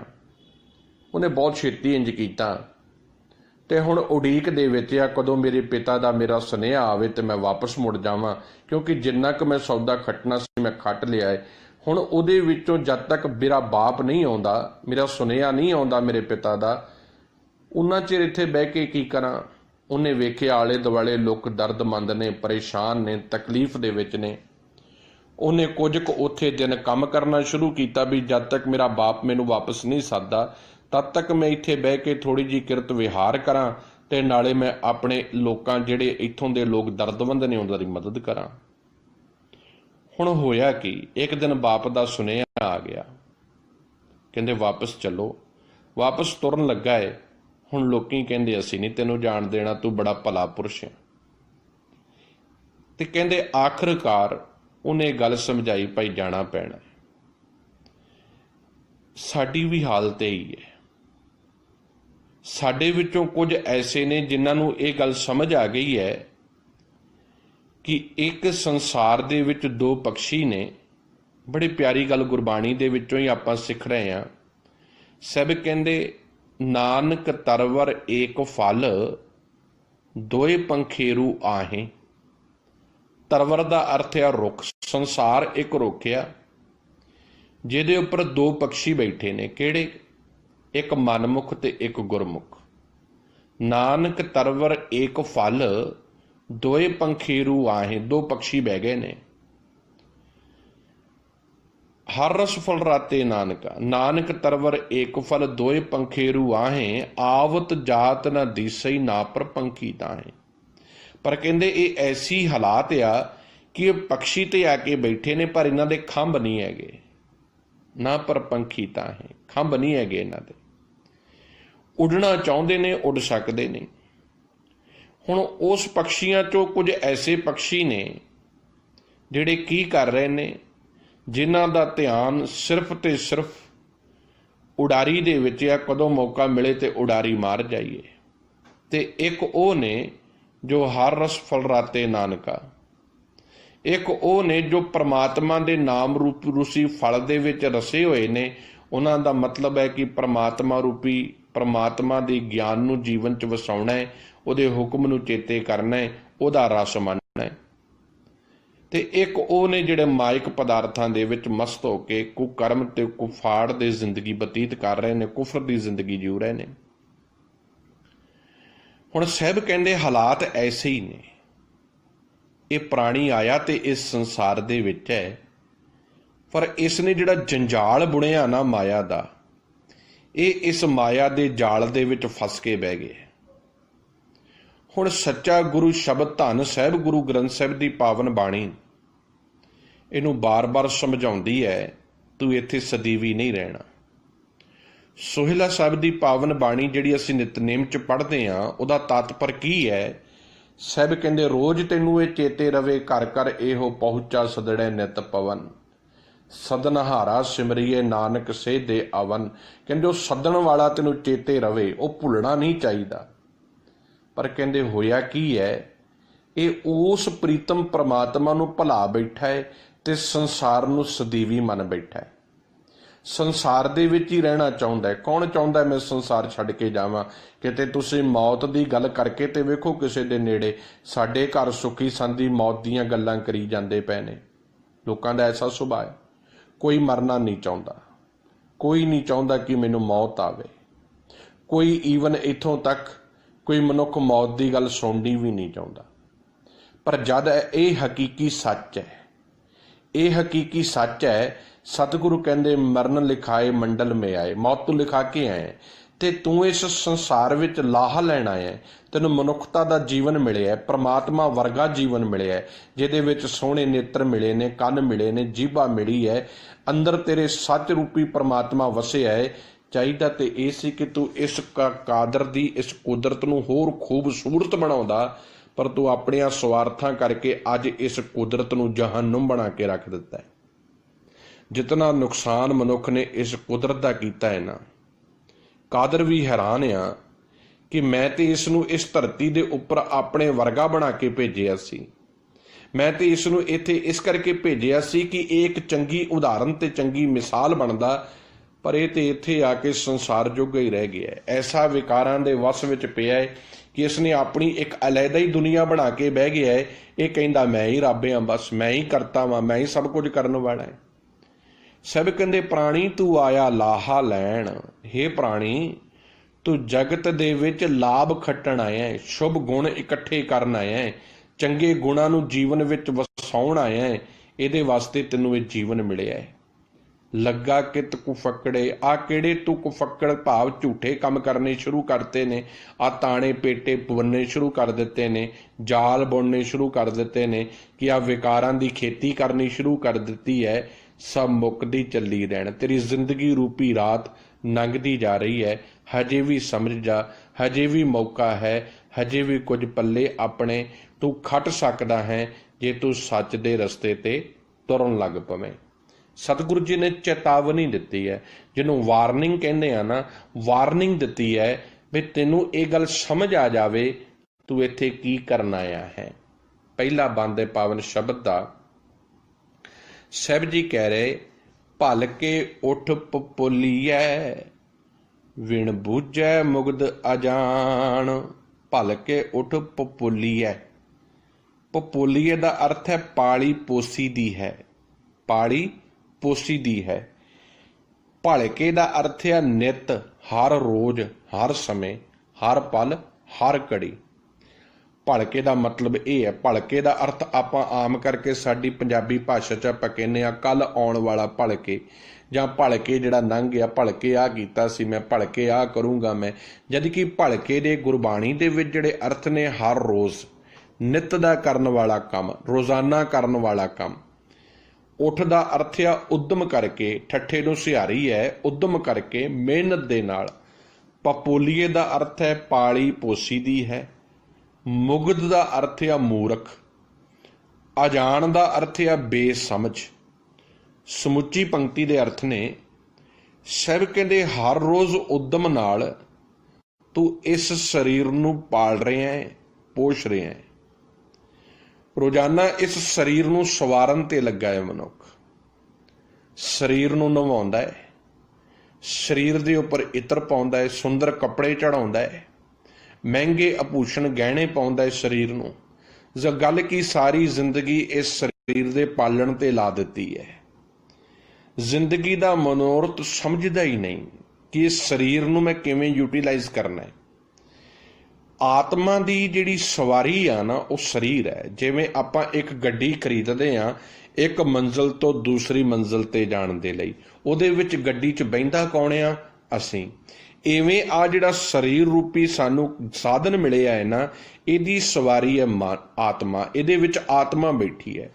ਆਤਮਾ ਨੇ ਇਸ ਸਰੀਰ ਦੇ ਰਾਹੀਂ ਚੰਗੇ ਕਰਮ ਕਮਾਉਣੇ ਨੇ, ਤੇ ਚੰਗੇ ਕਰਮ ਕਰਦਿਆਂ ਕਰਦਿਆਂ ਨਿਰਮਲਤਾਈ ਦਾ ਜੀਵਨ ਜਿਉਂਦਿਆਂ, ਜੀਵਨ ਮੁਕਤ ਹੁੰਦਿਆਂ, ਇਸੇ ਹੀ ਸਕੂਲ ਕਲਾਸ ਦੇ ਵਿੱਚ ਪੜ੍ਹਦਿਆਂ, ਅਵਲ ਆਉਂਦਿਆਂ ਪ੍ਰੀਤਮ ਨਾਲ ਸਾਂਝ ਪਾ ਲੈਣੀ ਹੈ। ਜਿਵੇਂ ਇੱਕ ਬੱਚੇ ਨੂੰ ਅਸੀਂ ਹੋਸਟਲ ਦੇ ਵਿੱਚ ਪੜ੍ਹਨ ਭੇਜਦੇ ਹਾਂ, ਹੁਣ ਬੱਚਾ ਹੋਸਟਲ ਨੂੰ ਆਪਣਾ ਘਰ ਬਣਾ ਕੇ ਨਹੀਂ ਬਹਿੰਦਾ। ਹੋਸਟਲ ਵਿੱਚ ਉਹਨੂੰ ਪਤਾ ਹੈ ਮੇਰੇ ਮਾਂ-ਬਾਪ ਨੇ ਮੈਨੂੰ ਪੜ੍ਹਨ ਭੇਜਿਆ, ਮੈਂ ਚੰਗੇ ਨੰਬਰ ਲੈ ਕੇ ਪਾਸ ਹੋਣਾ ਹੈ ਤੇ ਇੱਕ ਦਿਨ ਆਪਣੇ ਆਪ ਦਾ ਕੋਈ ਚੰਗਾ ਰੂਪ, ਚੰਗਾ ਇੱਕ ਰੁਤਬੇਦਾਰ ਇਨਸਾਨ ਬਣਨਾ ਹੈ। ਇਵੇਂ ਹੀ ਇਸ ਸੰਸਾਰ ਇੱਕ ਸਕੂਲ ਆ, ਇੱਕ ਵਿਦਿਆਲਿਆ ਵਾ, ਇੱਕ ਪਾਠਸ਼ਾਲਾ ਵਾ, ਜਿਹਦੇ ਵਿੱਚ ਅਸੀਂ ਸਾਰੇ ਇੱਥੇ ਵਿਦਿਆਰਥੀ ਬਣ ਕੇ ਆਏ ਹਾਂ। ਇੱਥੇ ਟੀਚਰ ਆ ਗੁਰੂ ਸਾਹਿਬ, ਗੁਰੂ ਗ੍ਰੰਥ ਸਾਹਿਬ। ਸਤਿਗੁਰੂ ਗੁਰੂ ਗ੍ਰੰਥ ਸਾਹਿਬ ਦੀ ਬਾਣੀ, ਗੁਰੂ ਜੀ ਦੇ ਉਪਦੇਸ਼, ਗੁਰੂ ਦੀ ਮੱਤ ਸਾਨੂੰ ਇੱਕ ਚੰਗਾ ਇਨਸਾਨ ਬਣਾਉਂਦੀ ਹੈ। ਇਸੇ ਕਰਕੇ ਜਦੋਂ ਅਸੀਂ ਜਨਮ ਲੈਂਦੇ ਹਾਂ, ਬੜੀ ਪਿਆਰੀ ਪ੍ਰਕਿਰਿਆ ਸਾਡੇ ਬਜ਼ੁਰਗਾਂ ਨੇ ਬਣਾਈ ਹੈ। ਸਾਡਾ ਜਨਮ ਲੈਂਦਿਆਂ ਹੀ ਸਾਨੂੰ ਸਾਡੇ ਨਾਮ ਦਾ ਪਹਿਲਾ ਅੱਖਰ ਗੁਰੂ ਗ੍ਰੰਥ ਸਾਹਿਬ ਚੋਂ ਕੱਢਿਆ ਜਾਂਦਾ ਹੈ, ਤਾਂ ਕਿ ਉਸ ਦਿਨ ਤੋਂ ਇਹ ਗੱਲ ਸਾਡੇ ਅੰਦਰ ਜ਼ਿਹਨ 'ਚ ਪਾ ਦਿੱਤੀ ਜਾਵੇ ਜੋ ਪਾਉਣੀ ਸੀ ਮਾਤਾ ਪਿਤਾ ਨੇ, ਕਿ ਪੁੱਤ ਵੇ ਤੂੰ ਗੁਰੂ ਗੋਬਿੰਦ ਸਿੰਘ ਗੁਰੂ ਗ੍ਰੰਥ ਸਾਹਿਬ ਦਾ ਪੁੱਤਰ ਆ, ਤੇ ਚਾਹੀਦਾ ਇਹ ਕਿ ਤੇਰੇ ਅੰਦਰੋਂ ਗੁਰੂ ਗ੍ਰੰਥ ਸਾਹਿਬ ਜੀ ਦੇ ਦਰਸ਼ਨ ਹੋਣ, ਚਾਹੀਦਾ ਇਹ ਕਿ ਤੇਰੇ ਅੰਦਰੋਂ ਗੁਰਬਾਣੀ ਦੇ ਦਰਸ਼ਨ ਹੋਣ। ਤਾਂ ਹੀ ਗੁਰਬਾਣੀ ਦੇ ਵਿੱਚ ਬਾਰ-ਬਾਰ ਕਿਹਾ ਹੈ, ਸਿੱਖ ਕੈਸਾ ਹੋਣਾ ਚਾਹੀਦਾ ਹੈ? ਗੁਰਬਾਣੀ ਬਣੀਏ। ਇਹਦੇ ਜੀਵਨ ਦੇ ਵਿੱਚੋਂ ਗੁਰਬਾਣੀ ਦੇ ਦਰਸ਼ਨ ਹੋਣੇ ਚਾਹੀਦੇ ਨੇ, ਗੁਰਬਾਣੀ ਇਹਦੇ ਅੰਦਰੋਂ ਪ੍ਰਗਟ ਹੋਣੀ ਚਾਹੀਦੀ ਹੈ। ਧੰਨ ਗੁਰੂ ਗ੍ਰੰਥ ਸਾਹਿਬ ਜੀ ਦਾ ਇਹ ਪੁੱਤਰ ਆ, ਇਹਦੇ ਵਿੱਚੋਂ ਗੁਰੂ ਗ੍ਰੰਥ ਸਾਹਿਬ ਨਜ਼ਰ ਆਉਣੇ ਚਾਹੀਦੇ ਨੇ, ਕਿ ਜੋ ਇਹ ਗੁਰੂ ਗ੍ਰੰਥ ਸਾਹਿਬ ਜੀ ਮਹਾਰਾਜ ਜੀ ਦੇ ਵਿੱਚ ਇੱਕ ਸਿੱਖ ਨੂੰ ਪਰਿਭਾਸ਼ਿਤ ਕੀਤਾ ਗਿਆ ਹੈ, ਉਹ ਜਿਉਂਦਾ ਜਾਗਦਾ ਸਿੱਖ ਸਾਹਮਣੇ ਖੜਾ ਕੀਤਾ ਹੈ ਸੱਚੇ ਪਾਤਸ਼ਾਹ ਨੇ। ਪਰ ਅੱਜ ਐਸਾ ਨਹੀਂ ਹੋ ਰਿਹਾ। ਅੱਜ ਮੱਥੇ ਤੇ ਟੇਕੇ ਜਾ ਰਹੇ ਨੇ ਗੁਰੂ ਗ੍ਰੰਥ ਸਾਹਿਬ ਨੂੰ, ਪਰ ਗੁਰੂ ਗ੍ਰੰਥ ਸਾਹਿਬ ਜੀ ਮਹਾਰਾਜ ਵਰਗਾ ਬਣਿਆ ਨਹੀਂ ਜਾ ਰਿਹਾ, ਬਾਣੀ ਵਰਗਾ ਬਣਿਆ ਨਹੀਂ ਜਾ ਰਿਹਾ। ਅਸੀਂ ਜ਼ਿੰਦਗੀ ਦਾ ਮਨੋਰਥ ਕੁਝ ਹੋਰ ਸਮਝ ਬੈਠੇ ਹਾਂ। ਖਾਓ ਪੀਓ ਮੌਜਾਂ ਮਾਣੋ, ਬਸ ਖਾਣਾ ਪੀਣਾ ਮੌਜਾਂ ਮਾਣਨ ਵਾਸਤੇ ਜੀਵਨ ਨਹੀਂ ਜੇ ਮਿਲਿਆ। ਸਾਹਿਬ ਕਹਿੰਦੇ ਆਪਣੇ ਜੀਵਨ ਦੇ ਮਨੋਰਥ ਨੂੰ ਇਹ ਸਮਝਦਾ ਹੀ ਨਹੀਂ, ਆਪਣੀ ਮੰਜ਼ਿਲ ਤੋਂ ਭਟਕਿਆ ਹੋਇਆ ਹੈ। ਇਹਨੂੰ ਮੂਰਖ ਕਹਿ ਲਓ ਜਾਂ ਬੇਸਮਝ ਕਹਿ ਲਓ, ਇਹਨੂੰ ਸਮਝ ਹੀ ਨਹੀਂ ਆ ਰਹੀ। ਰੋਜ਼ਾਨਾ ਸੱਚ ਸੁਣਾਇਆ ਜਾ ਰਿਹਾ ਹੈ। ਸਤਿਗੁਰੂ ਜੀ ਕਹਿੰਦੇ ਰੋਜ਼ਾਨਾ ਇਹ ਸਮਝਾਇਆ ਜਾ ਰਿਹਾ ਹੈ, ਪਰ ਇਹਨੇ ਕੰਨਾਂ ਦੇ ਵਿੱਚ ਰੂੰ ਪਾਇਆ ਹੋਇਆ ਹੈ ਮਾਇਆ ਦਾ। ਇਹਨੂੰ ਸਿਰਫ ਮਾਇਆ ਦੀ ਗੱਲ ਚੰਗੀ ਲੱਗਦੀ ਹੈ। ਇਹਨੂੰ ਆਖੋ ਨਾ ਕਿ ਤੂੰ ਰਾਤ ਨੂੰ ਡੀਲ ਕਰਨੀ ਹੈ ਇੰਨੇ ਪੈਸਿਆਂ ਦੀ, ਇੰਨੀਆਂ ਲੱਖਾਂ ਰੁਪਈਆਂ ਦੀ, ਇਹਨੂੰ ਸਾਰੀ ਰਾਤ ਨਹੀਂ ਨੀਂਦ ਆਉਣੀ। ਪਰ ਇਹਨੂੰ ਆਖੋ ਕਿ ਤੂੰ ਸਵੇਰੇ ਉੱਠ ਕੇ ਕੋਸ਼ਿਸ਼ ਕਰਨੀ ਹੈ ਕਿ ਮੈਂ 4 ਅੰਗ ਗੁਰੂ ਗ੍ਰੰਥ ਸਾਹਿਬ ਜੀ ਦੇ ਪਠਨ ਕਰਾਂ, ਵਿਚਾਰਾਂ, ਇਹਨੇ ਕਦੀ ਨਹੀਂ ਜੇ ਤੁਰਨਾ। ਸੱਚ ਦਾ ਜੀਵਨ ਇਹਨੇ ਕਦੀ ਨਹੀਂ ਜਿਉਣਾ। ਇਹਦੇ ਅੰਦਰ ਦੀ ਈਗੋ, ਇਹਦੇ ਅੰਦਰ ਦੀ ਹਉਮੈ, ਇਹ ਬਹੁਤ ਘੱਟ ਹੋਣਗੇ ਲੋਕ ਜਿਹੜੇ ਮਰਜੀਵੜੇ ਹੋਣਗੇ। ਮਰਜੀਵੜੇ ਦਾ ਅਰਥ ਆ ਜਿਨ੍ਹਾਂ ਨੇ ਆਪਣੀ ਈਗੋ, ਆਪਣੀ ਹਉਮੈ ਨੂੰ ਮਾਰ ਦਿੱਤਾ ਹੈ ਤੇ ਇਹ ਗੱਲ ਤੇ ਆ ਗਏ ਨੇ ਪਰਵਾਹ ਨਹੀਂ ਕਿਸੇ ਕੇਰੀ ਬਾਜ ਸੱਚੇ ਨਾਏ। ਜਿਨ੍ਹਾਂ ਨੇ ਲੋਕਾਚਾਰ, ਲੋਕਾਂ ਦੀ ਪਰਵਾਹ ਕਰਨੀ ਬੰਦ ਕਰ ਦਿੱਤੀ ਹੈ, ਉਹ ਇਸ ਰਸਤੇ ਤੇ ਨੇ ਕਿ ਮੇਰੀ ਗੁਰੂ ਜੀ ਦੇ ਮੈਂ ਪੈਂਡੇ ਨੂੰ ਅਪਣਾਉਣਾ, ਲੋਕਾਂ ਦੇ ਪਿੱਛੇ ਲੱਗ ਕੇ ਮੈਂ ਆਪਣੇ ਗੁਰੂ ਦੇ ਸਿਧਾਂਤ ਨੂੰ ਨਹੀਂ ਵਿਗਾੜਨਾ, ਮੈਂ ਗੁਰੂ ਦੀ ਮੱਤ ਨੂੰ ਫੋਲੋ ਕਰਨਾ। ਤੇ ਜਿਹੜਾ ਮਨੁੱਖ ਘਰ ਦਾ ਮੁਖੀ ਘਰ ਦੇ ਗੁਰੂ ਦੀ ਮੱਤ ਤੇ ਤੁਰਨ ਲੱਗ ਪੈਂਦਾ ਹੈ, ਘਰ ਦੇ ਵਿੱਚ ਗੁਰਮਤ ਆ ਜਾਂਦੀ ਹੈ। ਜਿਸ ਘਰ ਦੇ ਵਿੱਚ ਜਿੰਨੇ ਉਹ ਲੋਕ ਸੌਖੇ ਤੇ ਸੁਖਾਲੇ ਹੋ ਜਾਂਦੇ ਆ ਨਾ, ਇਹਨੇ ਕੋਈ ਹੋ ਹੀ ਨਹੀਂ ਸਕਦਾ। ਜਿਸ ਘਰ ਦੇ ਵਿੱਚ ਗੁਰਮਤ ਆ ਜਾਂਦੀ ਆ ਨਾ, ਸਤਿਗੁਰ ਦੀ ਬਾਣੀ ਘਰ ਕਰ ਜਾਂਦੀ ਹੈ। ਜਿਸ ਪਤਨੀ ਦੇ ਜੀਵਨ ਦੇ ਵਿੱਚ ਗੁਰਬਾਣੀ ਘਰ ਕਰ ਜਾਵੇ, ਹੁਣ ਉਹ ਪਤਨੀ ਕੀ ਹੋਊਗੀ ਜਿਹਦੇ ਅੰਦਰ ਗੁਰਬਾਣੀ ਘਰ ਕਰ ਗਈ ਹੈ? ਉਹ ਪਤਨੀ ਆਪਣੇ ਪਤੀ ਦੇ ਨਾਲ ਵੀ ਗੁਰਬਾਣੀ ਵਾਂਗੂ ਸੱਚ ਦਾ ਵਿਵਹਾਰ ਕਰੇਗੀ, ਵਫਾਦਾਰ ਹੋਵੇਗੀ, ਆਪਣੇ ਬੱਚਿਆਂ ਦੇ ਪ੍ਰਤੀ ਵਫਾਦਾਰ ਹੋਵੇਗੀ, ਆਪਣੇ ਸਸੁਰਾਲ ਦੇ ਪ੍ਰਤੀ ਵਫਾਦਾਰ ਹੋਵੇਗੀ। ਜਦੋਂ ਗੁਰਬਾਣੀ ਜੀਵਨ 'ਚ ਘਰ ਕੀਤੀ ਹੈ, ਉਹਦੀ ਜੀਭਾ ਤੋਂ ਗੁਰੂ ਦੀ ਮੱਤ, ਗੁਰੂ ਦੇ ਉਪਦੇਸ਼ ਨਿਕਲ ਰਹੇ ਨੇ। ਹੁਣ ਘਰ ਕੀ ਹੋ ਰਿਹਾ? ਹੌਲੀ ਹੌਲੀ ਸਵਰਗ ਬਣ ਰਿਹਾ। ਸੰਸਾਰ ਦੇ ਵਿੱਚ ਨਿਰਮਲਤਾਈ ਆਨੰਦਤਾ ਭਰਿਆ ਜੀਵਨ ਆ ਰਿਹਾ। ਹੁਣ ਉਹ ਇੱਕ ਸਾਰੇ ਦਾ ਸਾਰਾ ਕੁਟੁੰਬ, ਉਹ ਸਾਰੇ ਦਾ ਸਾਰਾ ਇੱਕ ਪਰਿਵਾਰ ਰਲ ਮਿਲ ਕੇ ਕੀ ਕਰ ਰਿਹਾ ਹੈ? ਮਾਨਵਤਾ ਦੀ ਸੇਵਾ ਕਰ ਰਿਹਾ ਹੈ, ਭਲਾ ਕੀਤਾ ਜਾ ਰਿਹਾ ਹੈ। ਹੁਣ ਕਿੰਨਾ ਸੌਖਾ ਜੀਵਨ ਹੈ ਜਿਸ ਘਰ ਦੇ ਵਿੱਚ ਕੋਈ ਵਰਤ ਨਹੀਂ, ਕੋਈ ਜੋਤਸ਼ੀਆਂ ਦੇ ਟੇਵੇ ਛੇਵੇ ਨਹੀਂ, ਕੋਈ ਪੰਡਤਾਂ ਦੇ ਟੇਵੇ ਛੇਵੇ ਨਹੀਂ। ਬੜੀ ਦੁੱਖ ਦੀ ਗੱਲ ਹੈ ਜੇ ਸਿੱਖ ਘਰਾਣਿਆਂ ਵਿੱਚ ਅੰਮ੍ਰਿਤਧਾਰੀ ਆਪਣੇ ਆਪ ਨੂੰ ਸਿੱਖ ਹੋਣ ਵਾਲੇ ਆ ਸਾਡੇ ਇੱਥੇ ਕਪੂਰਥਲੇ ਦੇ ਵਿੱਚ ਪੰਚ ਮੰਦਰ ਆ, ਮੈਂ ਹੈਰਾਨ ਹੋ ਜਾਂਦਾ, ਟਰਾਲੀਆਂ ਦੀਆਂ ਟਰਾਲੀਆਂ ਭਰ ਕੇ ਆ ਦਿਨਾਂ ਦੇ ਵਿੱਚ ਪੰਡਤਾਂ ਦੇ ਕੋਲ ਟੇਵੇ ਲਵਾਉਣ ਆਉਂਦੀਆਂ ਨੇ। ਬਈ ਅਸੀਂ ਜੀ ਦੱਸੋ ਕਿਹੜੇ ਦਿਨ ਪੁੱਤਰ ਦਾ ਵਿਆਹ ਕਰੀਏ? ਹੈਰਾਨੀ ਆਉਂਦੀ ਹੈ ਕਿਉਂਕਿ ਗੁਰਮਤ ਤੋਂ ਬਹੁਤ ਦੂਰ ਜਾ ਚੁੱਕੇ ਹਾਂ। ਸਤਿਗੁਰੂ ਜੀ ਕਹਿੰਦੇ ਨੇ ਇਹ ਮੂਰਖ ਏ ਬੇਸਮਝ, ਇਸ ਦੇਹ ਨੂੰ ਪਾਲੀ ਜਾਂਦਾ, ਇਸ ਨੂੰ ਪੋਸੀ ਜਾਂਦਾ, ਇਸ ਦੇਹ ਦੀ ਪਰਵਰਿਸ਼ ਕਰੀ ਜਾਂਦਾ। ਠੀਕ ਹੈ, ਦੇਹ ਤੰਦਰੁਸਤ ਚਾਹੀਦੀ ਹੈ ਕਿਉਂਕਿ ਕੰਚਨ ਦੀ ਕਾਇਆ ਸੋਨੇ ਵਰਗੀ ਕਾਇਆ ਹੋਵੇਗੀ ਤੇ ਬੰਦਗੀ ਵੀ ਹੋਵੇਗੀ, ਚੰਗੇ ਕੰਮ ਵੀ ਹੋਣਗੇ, ਪਰ ਦੇਹ ਹੀ ਸਭ ਕੁਝ ਨਹੀਂ। ਦੇਹ ਇੱਕ ਸਾਧਨ ਆ ਪ੍ਰੀਤਮ ਦੇ ਨਾਲ ਸਾਂਝ ਪਾਉਣ ਦਾ। ਸੋ ਪ੍ਰਭ ਚਿਤ ਨਾ ਆਇਓ, ਕਹਿੰਦੇ ਜਿੰਨੇ ਤੈਨੂੰ ਆ ਦੇਹ ਦਿੱਤੀ ਹੈ, ਜਿੰਨੇ ਆ ਸੋਹਣਾ ਸਰੀਰ ਦਿੱਤਾ ਹੈ, ਜਿੰਨੇ ਸੋਹਣੀ ਆਵਾਜ਼ ਦਿੱਤੀ ਹੈ, ਜਿੰਨੇ ਸੋਹਣੇ ਨੇਤਰ ਦਿੱਤੇ ਨੇ, ਕਦੀ ਉਹਦਾ ਵੀ ਸ਼ੁਕਰਾਨਾ ਕਰ ਲਿਆ ਕਰ, ਕਦੀ ਉਹਦੇ ਨਾਂ ਦੀ ਵੀ ਕਦੀ ਕਹਿ ਦਿਆ ਕਰ ਕਿ ਮੇਰੇ ਪ੍ਰਮਾਤਮਾ ਨੇ ਮੇਰੇ ਤੇ ਕਿਰਪਾ ਕਰਕੇ ਮੈਨੂੰ ਇਸ ਸੰਸਾਰ ਦੇ ਵਿੱਚ ਜੀਵਨ ਦਿੱਤਾ ਹੈ। ਸੋ ਪ੍ਰਭ ਚਿਤ ਨਾ ਆਇਓ, ਉਹ ਦੇਣ ਵਾਲਾ ਦਾਤਾ ਤੂੰ ਆਪਣੇ ਚਿੱਤ ਵਿੱਚੋਂ ਭੁਲਾ ਦਿੱਤਾ ਹੈ। ਛੁੱਟੇਗੀ ਬੇਬਾਨ, ਬੇਬਾਨ ਦਾ ਅਰਥ ਆ ਜੰਗਲ ਵਿੱਚ, ਮਸਾਨਾਂ ਦੇ ਵਿੱਚ। ਕਹਿੰਦੇ ਅੰਤ ਤੂੰ ਚੇਤੇ ਰੱਖੀ, ਆ ਜਿਹੜੀ ਦੇਹ ਦੀ ਤੂੰ ਵਫਾਦਾਰੀ ਕਰ ਰਿਹਾ ਨਾ, ਇਸ ਦੇਹ ਨੇ ਵੀ ਤੇਰੇ ਨਾਲ ਬੇਵਫਾਈ ਕਰ ਜਾਣੀ ਹੈ। ਇਹਨੇ ਵੀ ਤੇਰਾ ਸਾਥ ਨਹੀਂ ਉਹ ਦੇਣਾ, ਇਹਨੇ ਇੱਥੇ ਹੀ ਰਹਿ ਜਾਣਾ ਹੈ, ਇੱਥੇ ਹੀ ਇਹ ਛੱਡ ਜਾਣੀ ਹੈ। ਸੱਪ ਦੇਖੋ ਨਾ ਕੁੰਜ ਛੱਡਦਾ ਹੈ, ਕੁੰਜ ਇੱਥੇ ਹੀ ਰਹਿ ਜਾਂਦੀ ਹੈ। ਇਵੇਂ ਹੀ ਇਹ ਸਾਡੀ ਦੇਹ ਇੱਥੇ ਹੀ ਰਹਿ ਜਾਣੀ ਹੈ, ਨਾਲ ਨਹੀਂ ਜਾਣੀ। ਜਿਸ ਦੇਹ ਨੂੰ ਪਾਲ ਰਹੇ ਹਾਂ, ਜਿਸ ਦੇਹ ਦਾ ਮਾਣ ਕਰ ਰਹੇ ਹਾਂ, ਮੈਂ ਦੁਨੀਆ ਦੀ ਬੜੀ ਖੂਬਸੂਰਤ ਹਾਂ, ਮੈਂ ਦੁਨੀਆ ਦਾ ਬੜਾ ਖੂਬਸੂਰਤ ਹਾਂ, ਮੈਂ ਇੰਨਾ ਅਮੀਰ ਹਾਂ, ਸਭ ਕਹਿੰਦੇ ਸਭ ਝੂਠ ਆ ਭਾਈ। ਸਤਿਗੁਰੂ ਸੇਤੀ ਚਿੱਤ ਲਾਏ, ਸਦਾ ਸਦਾ ਰੰਗ ਮਾਣ। हे ਵੀਰ ਹਜੇ ਵੀ ਵੇਲਾ ਹੈ, ਹਜੇ ਵੀ ਸਮਾਂ ਹੈ। ਆਪਣੇ ਸੱਚੇ ਗੁਰੂ ਸ਼ਬਦ, ਗੁਰੂ ਦੀ ਮੱਤ, ਗੁਰੂ ਦਾ ਗਿਆਨ ਗੁਰੂ ਗ੍ਰੰਥ ਸਾਹਿਬ ਜੀ ਤੋਂ ਲੈ ਆਪਣੇ ਚਿੱਤ ਦੇ ਵਿੱਚ ਗੁਰੂ ਦੀ ਮੱਤ ਨੂੰ ਪਾ, ਤਾਂ ਕਿ ਤੇਰੀ ਚਿੱਤ ਦੇ ਵਿੱਚ ਚੇਤਾ ਪ੍ਰੀਤਮ ਦਾ ਬਣ ਜਾਵੇ। ਜਦੋਂ ਤੇਰਾ ਚਿੱਤ ਗੁਰੂ ਸ਼ਬਦ ਨਾਲ ਲੱਗ ਜਾਵੇਗਾ ਨਾ, ਸਦਾ ਸਦਾ ਰੰਗ ਮਾਣ, ਤੂੰ ਸਦਾ ਵਾਸਤੇ ਕਾਇਮ ਰਹਿਣ ਵਾਲੇ ਆਤਮਿਕ ਆਨੰਦ ਤੇ ਆਤਮਿਕ ਖੇੜੇ ਵਿੱਚ ਡੁੱਬ ਜਾਵੇਗਾ। ਫਿਰ ਇਹ ਨਹੀਂ ਹੋਵੇਗਾ ਕਿ ਕੋਈ ਦੁੱਖ ਦੀ ਪੀੜਾ ਆਈ ਤੇ ਹਿਰਦਾ ਬਲੂੰਦਰਿਆ ਗਿਆ ਨਾ, ਫਿਰ ਹਰ ਵਕਤ ਇੱਕ ਆਨੰਦ ਆ। ਆਨੰਦ ਪਤਾ ਕਿਹਨੂੰ ਕਹਿੰਦੇ ਨੇ? ਬੈਲੈਂਸ ਲਾਈਫ ਨੂੰ, ਜਿੱਥੇ ਨਾ ਦੁੱਖ ਵਿਆਪੇ ਨਾ ਸੁੱਖ ਵਿਆਪੇ, ਬਰਾਬਰਤਾ ਦਾ ਜੀਵਨ ਹੋ ਜਾਵੇ। ਜੇ ਦੁੱਖ ਦੇ ਵੱਲ ਪਲੜਾ ਝੁਕ ਜਾਵੇ, ਕਦੀ ਸੁੱਖ ਵੱਲ ਪਲੜਾ ਝੁਕ ਜਾਵੇ, ਉਹ ਆਨੰਦ ਨਹੀਂ ਹੈ। ਆਨੰਦ ਇੱਕ ਐਸੀ ਅਵਸਥਾ ਹੈ ਜਿੱਥੇ ਸੁੱਖ ਦੁੱਖ ਦੋਨੋਂ ਸਮ ਕਰ ਜਾਣੇ, ਨਾਹੇ ਮਾਨ ਅਪਮਾਨਾ। ਹੁਣ ਕਿਸੇ ਨੇ ਮਾਣ ਕੀਤਾ ਹੈ, ਹਉਮੈ ਕੋਈ ਨਹੀਂ, ਕਿਸੇ ਨੇ ਅਪਮਾਨ ਕਰਤਾ ਤਾਂ ਵੀ ਕੋਈ ਚਿੰਤਾ ਨਹੀਂ, ਬਰਾਬਰਤਾ ਦੀ ਅਵਸਥਾ ਹੈ। ਇਹਨੂੰ ਕਹਿੰਦੇ ਆਤਮਿਕ ਆਨੰਦ, ਆਤਮਿਕ ਖੇੜਾ, ਆਤਮਾ ਦੀ ਮਜ਼ਬੂਤੀ।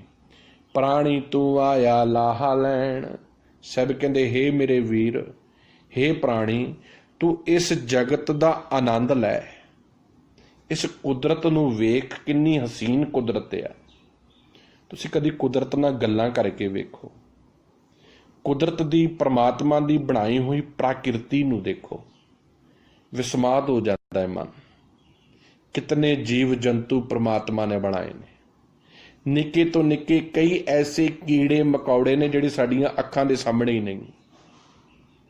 ਕਈ ਇਹੋ ਜਿਹੇ ਜੀਵ ਜੰਤੂ ਨੇ ਜਿਹੜੇ ਅਜੇ ਤੱਕ ਅਸੀਂ ਦੇਖੇ ਹੀ ਨਹੀਂ, ਪਰ ਉਹ ਪ੍ਰੀਤਮ ਨੇ ਬਣਾਏ ਨੇ। ਫੁੱਲਾਂ ਦੀ ਪ੍ਰਾਕਿਰਤੀ ਦੇਖੋ, ਇਹੋ ਜਿਹੇ ਸੰਸਾਰ ਦੇ ਕੁਦਰਤ ਦੀ ਕਾਇਨਾਤ ਰਚੀ ਹੈ ਪ੍ਰਮਾਤਮਾ ਨੇ। ਜਦੋਂ ਕਿਤੇ ਉਹਨਾਂ ਵਾਦੀਆਂ 'ਚ ਜਾਈਦਾ, ਇੰਜ ਲੱਗਦਾ ਵੀ ਸਵਰਗ ਹੀ ਹੈ, ਬਹਿਸ਼ਤੀ ਹੈ। ਕਿਵੇਂ? ਕਿਉਂਕਿ ਇੱਕ ਸੱਚ ਆ, ਇੱਕ ਪ੍ਰਮਾਤਮਾ ਦੀ ਬਣਾਈ ਹੋਈ ਕੁਦਰਤ ਮਨੁੱਖ ਦੀ ਸੇਵਾ ਦੇ ਵਿੱਚ ਲੱਗੀ ਹੈ। ਜਿਤਨੀਆਂ ਫਲ ਫਰੂਟ ਸਬਜ਼ੀਆਂ ਨੇ ਮਨੁੱਖ ਨੂੰ ਪਾਲਣ ਵਿੱਚ ਲੱਗੀਆਂ ਨੇ, ਵਾਹਿਦ ਇੱਕ ਮਨੁੱਖ ਐਸਾ ਗਦਾਰਿਆ ਜਿਹੜਾ ਸਭ ਕੁਝ ਖਾ ਕੇ ਕੇਵਲ ਤਾਂ ਕੇਵਲ ਵਿਸਟਾ ਸੁੱਟਦਾ ਹੈ, ਗੰਦਗੀ ਸੁੱਟਦਾ ਹੈ। ਇਹ ਖਾ ਕੇ ਕੇਵਲ ਤਾਂ ਕੇਵਲ ਬੇਵਫਾਈ ਕਰਦਾ ਹੈ, ਵਫਾਦਾਰੀ ਨਹੀਂ। ਇਸੇ ਕਰਕੇ ਕਦੀ ਵੀ ਜਾਨਵਰ ਨੂੰ ਉਪਦੇਸ਼ ਨਹੀਂ ਹੈ, ਕਿਸੇ ਪਸ਼ੂ ਪਕਸ਼ੀ ਨੂੰ ਨਹੀਂ ਕਿਹਾ ਜਾਂਦਾ, ਮਨੁੱਖ ਨੂੰ ਕਿਹਾ ਜਾਂਦਾ ਹੈ ਇਨਸਾਨ ਬਣ, ਬੰਦਾ ਬਣ। ਕਿਉਂਕਿ ਜੇ 2 ਲੱਤਾਂ ਤੇ 2 ਹੱਥ ਪ੍ਰਾਪਤ ਕਰਕੇ ਆਦਤਾਂ ਹੀ ਬੰਦਿਆਂ ਵਾਲੀਆਂ ਨਹੀਂ, ਹਜੇ ਵੀ ਡੰਗਰ ਪੁਣਾ ਹੀ ਹੈ, ਤੇ ਸਭ ਕਹਿੰਦੇ ਫਿਰ ਤੇ ਉਜਾੜਾ ਹੀ ਪਾਉਣ ਵਾਲੀ ਗੱਲ ਆ। ਕਾਹਦਾ ਬੰਦਾ ਹੈ ਫਿਰ ਤੂੰ? ਲੱਗਾ ਕਿਤ ਕੁ ਫਕੜੇ ਸਭ ਮੁੱਕਦੀ ਚੱਲੀ ਰਹਿਣ। ਜ਼ਿੰਦਗੀ ਰੂਪੀ ਰਾਤ ਲੰਘਦੀ ਜਾ ਰਹੀ ਹੈ, ਇੱਕ ਇੱਕ ਦਿਨ ਇੱਕ ਇੱਕ ਪਲ ਕਾਕੇ ਮੁੱਕਦੀ ਜਾ ਰਹੀ ਹੈ। ਤੂੰ ਸੁੱਤਾ ਪਿਆ ਗਫਲਤ ਦੀ ਨੀਂਦ, ਮਾੜੇ ਕੰਮਾਂ ਵਿੱਚ ਜੀਵਨ ਬਤੀਤ ਕਰੀ ਜਾ ਰਹੇ ਹੈ। ਕੁਦਮ ਕਰੇ ਪਸ਼ ਪੰਖੀਆਂ ਦਿਸੈ ਨਾਹੀ ਕਾਲ।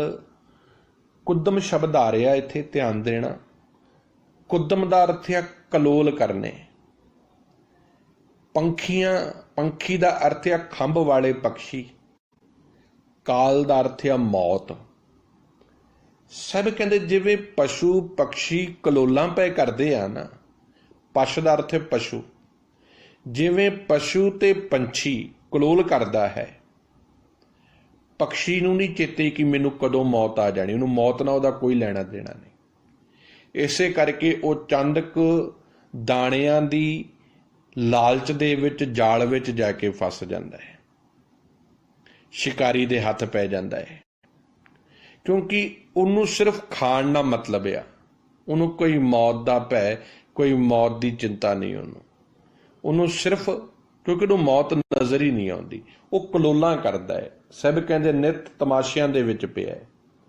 ਉਤੈ ਸਾਥ ਮਨੁੱਖ ਹੈ ਫਾਥਾ ਮਾਇਆ ਜਾਲ। ਸਭ ਕਹਿੰਦੇ ਪਰ ਮਨੁੱਖ ਵੀ ਉਸੇ ਦੇ ਸਾਥ ਵਿੱਚ ਜਾ ਰਲਿਆ। ਧੰਨ ਗੁਰੂ ਅਰਜਨ ਦੇਵ ਜੀ ਕਹਿੰਦੇ ਚਾਹੀਦਾ ਤੇ ਇਹ ਸੀ ਕਿ ਇਹ ਜਾਨਵਰਾਂ ਨਾਲੋਂ ਆਪਣੀ ਹੈਸੀਅਤ ਅਲੱਗਾ ਬਣਾ ਕੇ ਰੱਖਦਾ। ਹੁਣ ਇਸ ਗੱਲ ਨੂੰ ਗੁਰੂ ਜੀ ਨੇ ਕਲੀਅਰ ਕਰ ਦਿੱਤਾ ਹੈ। ਜਿਹੜੇ ਕਹਿੰਦੇ ਆ ਨਾ 84 ਲੱਖ ਜੋਨਾਂ ਮਰਨ ਤੋਂ ਬਾਅਦਾਂ ਨੇ, ਸਤਿਗੁਰੂ ਜੀ ਕਲੀਅਰ ਕਰ ਰਹੇ, ਕਹਿੰਦੇ ਇੱਥੇ ਹੀ ਨੇ। ਉਹ ਜਿਹੜੀਆਂ ਜਾਨਵਰਾਂ ਦੀਆਂ ਜੋਨਾਂ ਨੇ ਨਾ, ਇਹ ਮਨੁੱਖ ਜਿਉਂਦਿਆਂ ਜੀ ਭੋਗ ਰਿਹਾ ਹੈ। ਉੱਥੇ ਸਾਥ ਮਨੁੱਖ ਹੈ। ਸਭ ਕਹਿੰਦੇ ਜਿਵੇਂ ਪਸ਼ੂ ਪਕਸ਼ੀ ਕਲੋਲਾਂ ਪੈ ਕਰਦੇ ਨੇ, ਉਹ ਬੇਸਮਝ ਨੇ, ਉਹਨਾਂ ਨੂੰ ਕੋਈ ਲੋੜ ਬੇਸ਼ਰਮ ਦੀ, ਕੋਈ ਉਹਨਾਂ ਨੂੰ ਸ਼ਰਮਿੰਦਗੀ ਨਹੀਂ, ਉਹਨਾਂ ਨੂੰ ਕੱਪੜੇ ਪਾਉਣ ਦੀ ਲੋੜ ਨਹੀਂ। ਉਹਨਾਂ ਦਾ ਕੰਮ ਸਿਰਫ ਇਹ ਹੈ ਅਡਾਰੀ ਮਾਰੀ, ਕਦੀ ਕਿਤੇ ਬਹਿ ਗਏ। ਉਹਨਾਂ ਦੇ ਵਿੱਚ ਕੋਈ ਮੋਹ ਨਹੀਂ, ਕੋਈ ਪ੍ਰੇਮ ਨਹੀਂ। ਕਹਿੰਦੇ ਪਸ਼ੂ ਪਕਸ਼ੀਆਂ ਦਾ ਜੀਵਨ ਐਸਾ ਹੈ, ਉਹ ਆਪੋ ਆਪਣੀ ਜਗ੍ਹਾ ਤੇ ਨੇ ਪਰ ਵਫਾਦਾਰ ਨੇ। ਕੁੱਤਾ ਵਫਾਦਾਰੀ ਵੀ ਕਰ ਜਾਂਦਾ ਹੈ, ਘੋੜਾ ਵਫਾਦਾਰ ਹੁੰਦਾ ਹੈ। ਉਹਨਾਂ ਦੇ ਵਿੱਚ ਕੋਈ ਨਾ ਕੋਈ ਗੁਣ ਪਾਏ ਨੇ ਪ੍ਰਮਾਤਮਾ ਨੇ, ਜਿਹਦਾ ਕਰਕੇ ਉਹ ਪਸ਼ੂ ਪਕਸ਼ੀ ਚੰਗੇ ਲੱਗਦੇ ਨੇ। ਪਰ ਕਹਿੰਦੇ ਹੈ ਮਨੁੱਖ ਤੂੰ ਵੀ ਉਹਨਾਂ 'ਚ ਹੀ ਜਾ ਰਲੇ ਹੈ। ਤੈਨੂੰ ਤੇ ਰਾਜਾ ਬਣਾਇਆ ਸੀ, ਅਵਰ ਜੋਨ ਤੇਰੀ ਪਨਹਾਰੀ, ਇਸ ਧਰਤੀ ਮੈਂ ਤੇਰੀ ਸਿਕਦਾਰੀ। ਤੈਨੂੰ ਧਰਤੀ ਦਾ ਸਰਦਾਰ ਬਣਾ ਕੇ ਭੇਜਿਆ ਸੀ, ਤੂੰ ਵੀ ਉਹੀ ਕੰਮ ਕਰੀ ਜਾਂਦਾ ਹੈ। ਉੱਥੇ ਸਾਥ ਮਨੁੱਖ ਹੈ, ਉੱਥੇ ਸਾਥ ਮਨੁੱਖ ਹੈ। ਉੱਤੇ ਦਾ ਅਰਥ ਹੈ ਉਸੇ ਟੋਲੇ ਦੇ ਵਿੱਚ ਜਾ ਰਲਣਾ। ਕਹਿੰਦੇ ਤੂੰ ਵੀ ਉਹ ਜਾਨਵਰਾਂ ਦੇ ਟੋਲਿਆਂ ਵਿੱਚ ਹੀ ਜਾ ਰਲਿਆ ਹੈ ਮਨੁੱਖ। ਫਾਥਾ ਮਾਇਆ ਜਾਲ, ਤੇ ਨਿਤ ਮਾਇਆ ਦੇ ਜਾਲ ਦੇ ਵਿੱਚ ਤੂੰ ਫਸਿਆ ਰਹਿਣਾ ਹੈ। ਤੈਨੂੰ ਵੀ ਮੌਤ ਕੋਈ ਚੇਤੇ ਨਹੀਂ। ਅੱਜ ਇਹੀ ਹਾਲਤ ਆ। ਅੱਜ ਦੇਖੋ ਇੱਕ ਫਿਊਨਲ ਅਸੀਂ ਕਿਸੇ ਦਾ ਆਉਂਦਾ ਨਾ, ਸਾਨੂੰ ਉਦੋਂ ਵੀ ਨਹੀਂ ਚੇਤੇ ਹੁੰਦਾ ਕਿ ਅਸੀਂ ਵੀ ਇੱਕ ਦਿਨ ਮਰਨਾ ਹੈ। ਅਸੀਂ ਉੱਥੇ ਵੀ ਫੋਨ ਕਰਕੇ ਪੁੱਛਦੇ ਹਾਂ ਇਹ ਕਿੰਨੇ ਵਜੇ ਦਾ ਟਾਈਮ ਹੋਊਗਾ ਜੀ ਫਿਊਨਲ ਦਾ, ਅਸੀਂ ਉੱਥੇ ਹੀ ਆਵਾਂਗੇ ਸਿੱਧਾ, ਬੜੇ ਬਿਜ਼ੀ ਹਾਂ ਜੀ, ਸਾਡੇ ਕੋਲ ਤੇ ਅਫਸੋਸ ਕਰਨ ਦਾ ਵੀ ਸਮਾਂ ਨਹੀਂ, ਉੱਥੋਂ ਹੀ ਵਾਪਸ ਚਲੇ ਜਾਣਾ ਹੈ। ਸਤਿਗੁਰੂ ਕਹਿੰਦੇ ਕੀ ਗਰੰਟੀ ਹੈ ਤੇਰੀ ਕਿ ਵੀ ਤੂੰ ਉੱਥੇ ਪਹੁੰਚ ਸਕੇ ਕਿ ਨਾ ਪਹੁੰਚ ਸਕੇ। ਕਿਤਨੀ ਦੁਨੀਆ ਦੇ ਵਿੱਚ ਅੱਜ ਸਵਾਰਥੀ ਹੋ ਗਿਆ ਮਨੁੱਖ, ਇਤਨਾ ਮਨੁੱਖ ਸਵਾਰਥੀ ਹੋ ਗਿਆ, ਇਤਨਾ ਲਾਲਚੀ ਹੋ ਗਿਆ ਹੈ। ਕਿਸੇ ਨੇ ਮਰਨੇ ਪੁਰਾਣੇ ਤੇ ਵੀ ਇਹ ਰੁੱਸ ਕੇ ਬਹਿ ਜਾਂਦਾ, ਮੈਨੂੰ ਸੱਦਿਆ ਨਹੀਂ ਆ ਉਹਦੇ ਫਲਾਣੇ ਮੌਤ ਤੇ। ਇਹਦੇ ਅੰਦਰ ਇਹ ਹਾਲਾਤ ਨੇ। ਸਤਿਗੁਰੂ ਜੀ ਕਹਿੰਦੇ ਮੈਂ ਤੇ ਹੈਰਾਨ ਹੁੰਨਾ, ਮੈਂ ਤੇ ਇਹਨੂੰ ਦੇਵਤਾ ਬਣਾਇਆ ਸੀ, ਇਹ ਜਾਨਵਰ ਬਣਦਾ ਜਾਂਦਾ। ਮੁਕਤੇ ਸੇਈ ਭਾਲੀ ਹੈ ਜੇ ਸੱਚਾ ਨਾਮ ਸਮਾਲ। ਮੁਕਤੇ ਦਾ ਅਰਥ ਆ ਮਾਇਆ ਰੂਪੀ ਜਾਲ ਤੋਂ ਆਜ਼ਾਦ ਹੋਣਾ। ਸਈ ਦਾ ਅਰਥ ਆ ਉਹ ਬੰਦੇ, ਭਾਲੀਏ ਦਾ ਅਰਥ ਆ ਮਿਲਦੇ ਹਨ, ਜੇ ਦਾ ਸਿਹਾਰੀ ਨੂੰ ਅਰਥ ਆ ਜਿਹੜੇ। ਸਾਹਿਬ ਕਹਿੰਦੇ ਮਾਇਆ ਦੇ ਜਾਲ ਤੋਂ ਬਚੇ ਹੋਏ ਉਹੀ ਮਨੁੱਖ ਬਚੇ ਦਿਸਦੇ ਹਨ, ਉਹੀ ਮਨੁੱਖ ਮੁਕਤ ਹੋਏ ਨਜ਼ਰ ਆਉਂਦੇ ਹਨ, ਜਿਹੜੇ ਇਸ ਮਾਇਆ ਰੂਪੀ ਬੰਧਨਾਂ ਤੋਂ ਜਿਨ੍ਹਾਂ ਨੇ ਛੁਟਕਾਰਾ ਪਾ ਲਿਆ ਹੈ, ਜਿਹੜੇ ਪ੍ਰਮਾਤਮਾ ਨੂੰ ਸਦਾ ਅਟਲ ਰਹਿਣ ਵਾਲੇ ਨਿਰੰਕਾਰ ਪ੍ਰਮਾਤਮਾ ਨੂੰ ਆਪਣੇ ਹਿਰਦੇ ਵਿੱਚ ਵਸਾਉਂਦੇ ਹਨ। ਉਹ ਆਪਣੀ ਮਾਇਆ ਦੇ ਨਾਲ ਲੋੜਵੰਦਾਂ ਦੀ ਮਦਦ ਕਰਦੇ ਹਨ, ਹੈਲਪ ਕਰਦੇ ਹਨ। ਦੇਖੋ, ਸੱਚ ਨੂੰ ਜੀਉ ਕੇ ਦੇਖੋ, ਬੜਾ ਆਨੰਦ ਆ। ਝੂਠ ਦੀ ਜ਼ਿੰਦਗੀ ਨਿਤ ਡਰ ਤੇ ਫਰੇਬ ਵਿੱਚ ਲੰਘੇਗੀ। ਝੂਠ ਦੀ ਜ਼ਿੰਦਗੀ ਰੋਜ਼ ਡਰ ਦੇ ਵਿੱਚ ਲੰਘਦੀ ਹੈ, ਕਿਤੇ ਮੇਰੇ ਝੂਠ ਦਾ ਪਾਜ ਨਾ ਉਗੜ ਜਾਵੇ। ਸੱਚ ਐਸਾ ਹੈ ਜਿਹਨੂੰ ਕਿਸੇ ਤੋਂ ਡਰਨ ਦੀ ਲੋੜ ਨਹੀਂ। ਸੱਚ ਐਸਾ ਹੈ ਜੋ ਸਦੀਵੀ ਇੱਕ ਨਿਰੰਤਰ ਇੱਕ ਰਸ ਵਿੱਚ ਚੱਲਦਾ ਹੈ। ਜੋ ਘਰ ਛੱਡ ਗਵਾਵਣਾ ਸੋ ਲੱਗਾ ਮਨ ਮਾਹੇ। ਜਿਹੜਾ ਘਰ ਛੱਡ ਗਵਾਵਣਾ, ਛੱਡ ਕੇ ਚਲੇ ਜਾਣਾ ਹੈ, ਸੋ ਲੱਗਾ, ਉਹਦੇ ਨਾਲ ਲੱਗਾ ਹੋਇਆ ਹੈ, ਮਨ ਮਾਹੇ, ਆਪਣਾ ਮਨ ਜੋੜ ਕੇ। ਸਭ ਕਹਿੰਦੇ ਹੇ ਪ੍ਰਾਣੀ, ਆਹ ਜਿਹੜਾ ਸੰਸਾਰ ਰੂਪੀ ਘਰ ਆ ਨਾ, ਇਹ ਤੂੰ ਛੱਡ ਕੇ ਸਦਾ ਲਈ ਤੁਰ ਜਾਣਾ ਹੈ। ਉਹ ਤੈਨੂੰ ਆਪਣੇ ਮਨ ਵਿੱਚ ਪਿਆਰਾ ਲੱਗ ਰਿਹਾ ਹੈ। ਤੂੰ ਸਦਾ ਇਸ ਸੰਸਾਰ ਦੇ ਨਾਲ ਪ੍ਰੀਤ ਪਾ ਕੇ ਬੈਠਾ ਹੈ।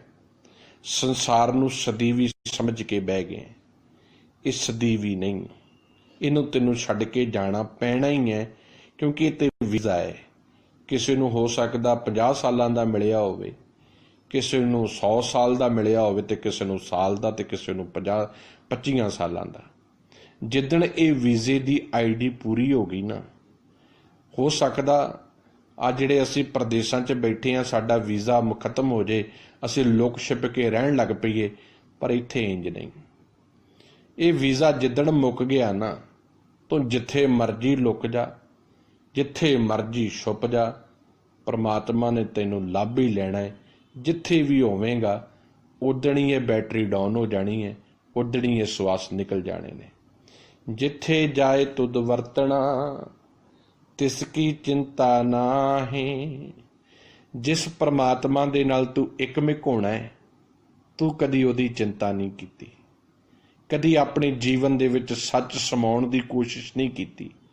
ਤੈਨੂੰ ਫਿਕਰ ਇਹ ਜ਼ਰੂਰ ਆ ਕਿ ਮੈਨੂੰ ਦੁਨਿਆਵੀ ਤੌਰ ਤੇ ਕਿਤੇ ਘਾਟਾ ਨਾ ਪੈ ਜਾਵੇ, ਪਰ ਇਹ ਕਿਉਂ ਨਹੀਂ ਫਿਕਰ ਕਰਦਾ ਜਿਹੜਾ ਨਿੱਤ ਤੈਨੂੰ ਘਾਟਾ ਪੈ ਰਿਹਾ ਹੈ, ਨਿੱਤ ਵਿਕਾਰ ਤੈਨੂੰ ਲੁੱਟ ਰਹੇ ਨੇ, ਨਿੱਤ ਤੈਨੂੰ ਮਾਰ ਰਹੇ ਨੇ, ਨਿੱਤ ਤੇਰੇ ਅੰਦਰੋਂ ਸ਼ੁਭ ਗੁਣ ਖਤਮ ਹੋ ਰਹੇ ਨੇ।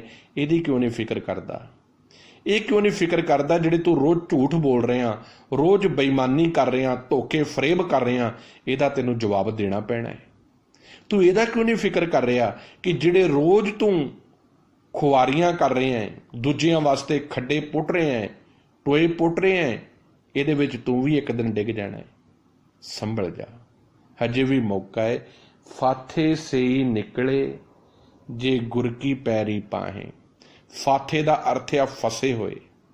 ਸਭ ਕਹਿੰਦੇ ਇਸ ਮਾਇਆ ਦੇ ਜਾਲ ਦੇ ਵਿੱਚੋਂ ਫਸੇ ਹੋਏ ਜੀਵ ਉਹੀ ਬਾਹਰ ਨਿਕਲ ਸਕਦੇ ਨੇ ਜੋ ਅਰਦਾਸ ਪਿਆਰ ਦੇ ਨਾਲ ਮਿੰਨਤ ਤਰਲਾ ਕਰਨ, ਧੰਨ ਸਾਹਿਬ ਸ੍ਰੀ ਗੁਰੂ ਗ੍ਰੰਥ ਸਾਹਿਬ ਗੁਰੂ ਸ਼ਬਦ ਦੇ ਅੱਗੇ, ਤੇ ਸਤਿਗੁਰੂ ਜੀ ਦੇ ਸ਼ਬਦ ਨੂੰ ਫੋਲੋ ਕਰ ਲੈਣ, ਗੁਰੂ ਦੀ ਮੱਤ ਤੇ ਤੁਰ ਪੈਣ, ਗੁਰੂ ਜੀ ਦੇ ਗਿਆਨ ਨੂੰ ਜੀਵਨ 'ਚ ਵਸਾ ਲੈਣ, ਤੇ ਗੁਰੂ ਜੀ ਦੇ ਗਿਆਨ ਦੇ ਨਾਲ ਹੀ ਇਸ ਮਾਇਆ ਰੂਪੀ ਜਾਲ ਤੋਂ ਮੁਕਤੀ ਮਿਲ ਸਕਦੀ ਹੈ। ਕੋਈ ਰੱਖ ਨਾ ਸਕੈ ਦੂਜਾ ਕੋ ਨਾ ਦਿਖਾਏ। ਸਭ ਕਹਿੰਦੇ ਚੇਤਾ ਰੱਖੀ, ਸਤਿਗੁਰ ਤੋਂ ਬਿਨਾਂ, ਸਤਿਗੁਰ ਦੇ ਗਿਆਨ ਦੇ ਵਿੱਚ ਆਉਣ ਤੋਂ ਬਿਨਾਂ, ਗੁਰੂ ਦੀ ਮੱਤ ਦੇ ਉੱਤੇ ਚੱਲਣ ਤੋਂ ਬਿਨਾਂ, ਗੁਰੂ ਦੇ ਦੱਸੇ ਹੋਏ ਰਾਹ ਤੇ ਤੁਰਨ ਤੋਂ ਬਿਨਾਂ ਕੋਈ ਵੀ ਦੁਨੀਆ ਦੀ ਤਾਕਤ ਨਹੀਂ ਜੋ ਤੈਨੂੰ ਇਸ ਮਾਇਆ ਦੇ ਜਾਲ ਤੋਂ ਬਚਾ ਸਕੇ। ਇਹ ਮਾਇਆ ਦਾ ਮੋਹ ਬੜਾ ਪ੍ਰਬਲ ਆ, ਬੜਾ ਪ੍ਰਬਲ ਆ। ਇਹ ਪੁੱਤਰ ਮੋਹ ਐਸਾ ਹੈ ਨਾ, ਆ ਸੰਸਾਰ ਦਾ ਜਿਤਨਾ ਅੱਜ ਬੇੜਾ ਗਰਕ ਹੋ ਰਿਹਾ ਪੁੱਤਰ ਮੋਹ ਦੇ ਵਿੱਚ, ਕੁਰਸੀਆਂ ਦੇ ਮੋਹ ਵਿੱਚ, ਨਵਾਬੀਆਂ ਦੇ ਮੋਹ 'ਚ, ਹੋਰ ਨਹੀਂ ਕੁਛ, ਤੇ ਪ੍ਰਧਾਨਗੀਆਂ ਦੇ ਮੋਹ ਦੇ ਵਿੱਚ। ਤਬਾਹੀ ਮਚਾ ਕੇ ਰੱਖ ਦਿੱਤੀ ਹੈ ਗੁਰਦੁਆਰਿਆਂ ਦੇ ਸਿਧਾਂਤ ਦੀ। ਉਧੇੜ ਕੇ ਰੱਖ ਦਿੱਤੇ ਨੇ ਸਾਰੀਆਂ ਦੀਆਂ ਸਾਰੀਆਂ ਗੁਰੂ ਗ੍ਰੰਥ ਸਾਹਿਬ ਜੀ ਦੇ ਪਾਵਨ ਸਿਧਾਂਤਾਂ ਦੀਆਂ ਧੱਜੀਆਂ ਉਡਾ ਕੇ ਰੱਖ ਦਿੱਤੀਆਂ ਨੇ ਇਹ ਚੰਦ ਕੁ ਸਵਾਰਥੀ ਲੋਕਾਂ ਨੇ। ਇਹ ਨਹੀਂ ਕਿ ਸਾਰੇ, ਬਹੁਤ ਵਧੀਆ ਪ੍ਰਬੰਧਕ ਵੀ ਨੇ ਜਿਹੜੇ ਗੁਰਮਤਿ ਦੀ ਕਸਵੱਟੀ ਦੇ ਉੱਤੇ ਸਵਾਰਥ ਤੋਂ ਉੱਪਰ ਉੱਠ ਕੇ ਚੰਗੇ ਪ੍ਰਚਾਰਕਾਂ ਦੇ ਰਾਹੀਂ ਸੱਚ ਦਾ ਸੁਨੇਹਾ ਸੰਗਤਾਂ ਤੱਕ ਪਹੁੰਚਾਉਣਾ ਚਾਹੁੰਦੇ ਨੇ। ਸਹੀ ਤਰੀਕੇ ਕਦੀ ਨਹੀਂ ਖਤਮ ਹੋਣੀ। ਸਾਹਿਬ ਕਹਿੰਦੇ ਇਹ ਮੋਹ ਦਾ ਬੇੜਾ ਐਸਾ ਹੈ, ਮੋਹ ਦਾ ਚਿੱਕੜ ਐਸਾ, ਇਹਨੇ ਬੇੜਾ ਗਰਕ ਕਰਕੇ ਰੱਖ ਦਿੱਤਾ ਹੈ ਸਾਡਾ। ਕਿਉਂਕਿ ਹਰ ਇੱਕ ਮਨੁੱਖ ਕੋਈ ਕੁਰਸੀਆਂ ਦੇ ਮੋਹ ਦੇ ਵਿੱਚ ਸਿੱਖੀ ਵੇਚੀ ਜਾਂਦਾ ਹੈ, ਕੋਈ ਚੰਦ ਕੁ ਰੁਪਈਆਂ ਦੇ ਮੋਹ ਦੇ ਵਿੱਚ, ਕੋਈ ਚੰਦ ਕੁ ਲੋਕਾਂ ਨੂੰ ਖੁਸ਼ ਕਰਨ ਵਾਸਤੇ। ਸਭ ਕਹਿੰਦੇ ਕੋਈ ਰਾਖ ਨਾ ਸਕੇ ਦੂਜਾ ਕੋ ਨਾ ਦਿਖਾਏ। ਕਹਿੰਦੇ ਚੇਤਾ ਰੱਖੀ ਇਸ ਮਾਇਆ ਦੇ ਮੋਹ ਦਾ ਬੜਾ ਹੀ ਪ੍ਰਬਲ ਜਿਹੜਾ ਨਸ਼ਾ ਹੈ, ਇਹ ਤੋਂ ਜੇ ਮੁਕਤ ਹੋਣਾ ਚਾਹੁੰਦਾ ਤੇ ਇੱਕੋ ਇੱਕ ਤਰੀਕਾ ਹੈ ਕਿ ਗੁਰੂ ਦੇ ਮੱਤ ਨੂੰ ਫਾਲੋ ਕਰ, ਗੁਰੂ ਜੀ ਦੇ ਉਪਦੇਸ਼ਾਂ ਤੇ ਚੱਲ, ਕਿਉਂਕਿ ਸਤਿਗੁਰੂ ਹੀ ਕੇਵਲ ਸਮਰੱਥ ਆ ਜੋ ਸਾਨੂੰ ਇਸ ਮਾਇਆ ਦੇ ਜਾਲ ਚੋਂ ਬਾਹਰ ਕੱਢ ਸਕਦਾ ਹੈ। ਚਾਰੇ ਕੁੰਡਾਂ ਭਾਲ ਕੇ ਆਏ ਪਿਆ ਸ਼ਰਣਾਏ। ਅਰਦਾਸ ਕਰ ਰਹੇ ਆਖਰੀ ਪੰਕਤੀਆਂ ਨੇ ਪਾਵਨ ਸ਼ਬਦ ਦੀਆਂ।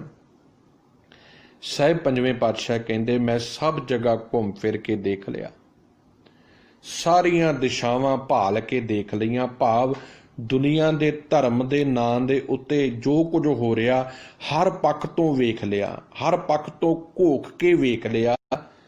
ਹੁਣ ਹਾਰ ਕੇ ਸਤਿਗੁਰੂ ਗੁਰੂ ਸ਼ਬਦ ਧੰਨ ਪਾਤਸ਼ਾਹ ਜੀ ਮੈਂ ਤੁਹਾਡੀ ਸ਼ਰਨ 'ਚ ਆਇਆ। ਗੁਰੂ ਗ੍ਰੰਥ ਸਾਹਿਬ ਜੀ ਮੈਂ ਤੁਹਾਡੀ ਸ਼ਰਨ ਵਿੱਚ ਆਇਆ। ਨਾਨਕ ਸੱਚਾ ਪਾਤਸ਼ਾਹ ਡੁੱਬਦਾ ਲਿਆ ਕਢਾਏ। ਹੇ ਨਾਨਕ ਸੱਚੇ ਪਾਤਸ਼ਾਹ ਨੇ, ਗੁਰੂ ਜੀ ਨੇ ਮੈਨੂੰ ਮਾਇਆ ਦੇ ਮੋਹ ਦੇ ਸਮੁੰਦਰ ਵਿੱਚੋਂ ਡੁੱਬਦੇ ਹੋਏ ਨੂੰ ਬਾਹਰ ਕੱਢ ਲਿਆ। ਮੁਬਾਰਕ ਹੋਣਗੇ, ਫਕਰ ਕਰਨ ਦੀ ਲੋੜ ਆ ਐਸੇ ਗੁਰੂ ਕੇ ਸਿੱਖਾਂ ਨੂੰ ਜਿਨ੍ਹਾਂ ਦੇ ਦਿਲ ਜਿਹੜੇ ਨੇ ਆਤਮਾਵਾਂ ਗੁਰੂ ਸ਼ਬਦ ਨਾਲ ਤੁਰਨ ਲੱਗ ਪਈਆਂ ਨੇ।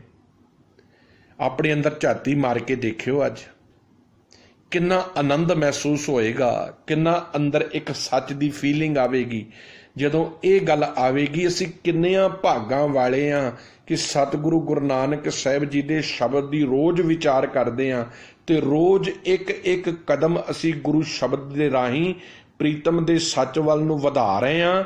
ਕਿੰਨਾ ਅੰਦਰ ਹਲਕਾ ਪਾਉਂਦੇ ਹਾਂ, ਕਿਉਂਕਿ ਜੇ ਅਸੀਂ ਉਹ ਕਰਮਕਾਂਡ ਨਹੀਂ ਕਰਦੇ, ਅਸੀਂ ਸਾਡੀਆਂ ਜ਼ਮੀਰਾਂ ਨਹੀਂ ਮਰੀਆਂ ਹੋਈਆਂ, ਅਸੀਂ ਨਹੀਂ ਪਖੰਡਵਾਦ ਵਿੱਚ ਪੈਂਦੇ, ਸਾਡਾ ਜੀਵਨ ਗੁਰੂ ਨੇ ਬਿਲਕੁਲ ਸੱਚਾ ਸਾਫ ਸੁਥਰਾ ਬਿਲਕੁਲ ਨਿਰਮਲ ਕਰ ਦਿੱਤਾ ਹੈ ਤੇ ਸਾਨੂੰ ਪਤਾ ਹੈ ਇੱਕ ਦਿਨ ਅਸੀਂ ਇੱਥੋਂ ਤੁਰ ਜਾਣਾ ਹੈ, ਅਸੀਂ ਇੱਥੇ ਨਹੀਂ ਰਹਿਣਾ।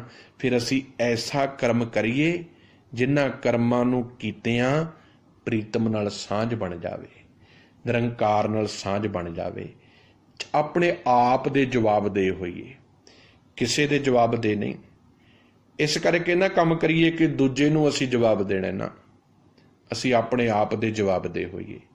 ਜਦੋਂ ਇਕੱਲੇ ਬਈਏ ਆਪਣੀਆਂ ਆਪ ਦੇ ਵਿੱਚ ਅੱਖਾਂ ਪਾ ਕੇ ਸਮਝ ਸਕੀਏ ਕਿ ਮੈਂ ਕੌਣ ਆ। ਜੇ ਆਪਣੇ ਆਪ ਦਾ ਜਵਾਬ ਤੁਹਾਨੂੰ ਇਮਾਨਦਾਰੀ ਨਾਲ ਜੇ ਅੰਦਰੋਂ ਮਿਲੇ ਨਾ, ਸਮਝ ਲੈਣਾ ਤੁਹਾਡੀ ਜ਼ਿੰਦਗੀ 'ਚ ਬਦਲਾਵ ਆ ਗਿਆ ਹੈ।